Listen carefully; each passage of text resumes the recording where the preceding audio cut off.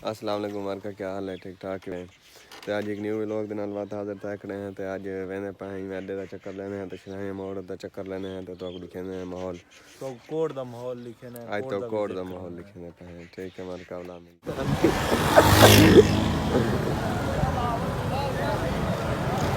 मौसम लगा ठीक ठाक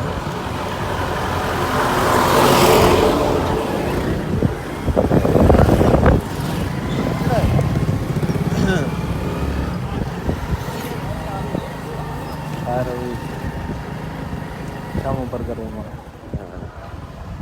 कर पाए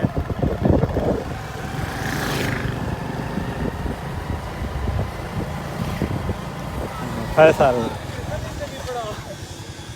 अस्सलाम वालेकुम सलाम दे हाल ठीक है हां सेट तक रहे हाल छुट्टी की दिन दुकान दो ये तो आज एक शहर सुनाना पे अच्छा तो शहर सुनो एक शहर सुनवा शादी पूजे देवण आदत नहीं असा नस्ली हैं ला गौर नहीं से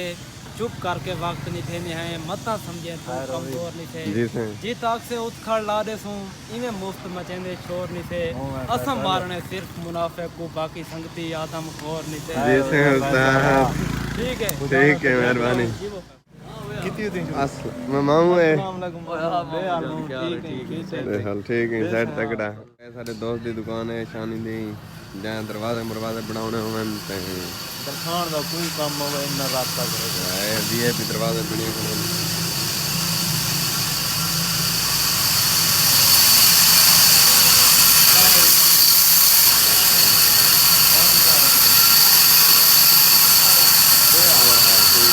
हाँ सामने में दो थोड़ा मैं बना रहा था बंद करवा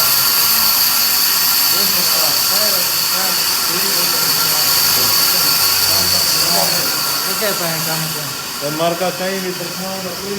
काम होवे शामी बना रास्ता करे तो ये तो चंगा बहुत सस्ता और चंगा काम करने लेकिन पैसे नाग देना उधार ला खाता का बंद ये नहीं जान लुडो तैयार करने नहीं कहां हां लुडो ये जी लुडो तैयार करना क्लोज भी नहीं है तो खुलती भी है बाकी निशान काम तेरा करदा काम नहीं। खड़ा है शुदा मसरूफ बंदा है तो पत्ते बिजली होनी कहीं सारा दिन कोर्ट दे विच इंजे वाले बिजली आनी है तो काम करना पिया ही ते वाला कहीं बे वाले टाइम दिन सो उस्ताद के हाल कतरे बिजी खड़ा आई काम में ठीक है शामी मेरे पाए को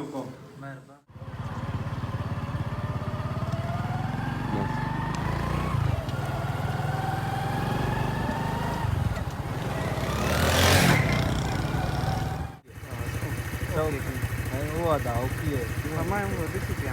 हैं ते क्या लगदे सब तू कितने कनाला तो भुगतान मैं पंजा कनाल दे कल्ला कल्ला है ना ना और की था ਹੁਣ ਬਾਬ ਘਾ ਟੱਕੇ ਸੰਭਾਲ ਦਾ सही है ਆਹ ਡਾ ਕਨਾਲ hin ਡਾ ਜੀ और माल दो ਹੁਣ ਮਾਲ ਦੇ ਨੇ ਕਰਨੇ ला कर कहीं मैं मुलाकात करूं सही टाइम दे ठीक है लगा पे क्रिकेट खेलते बंद जोल की थी पैन साउंड खिलाने उड़ते रहने पास होते रास्ते पे क्रिकेट खेलते पैन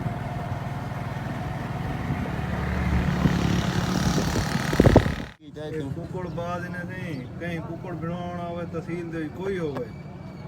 आप जो कोड कसराने शिलाने मोड़ देते हैं नफीस ना चौड़ाई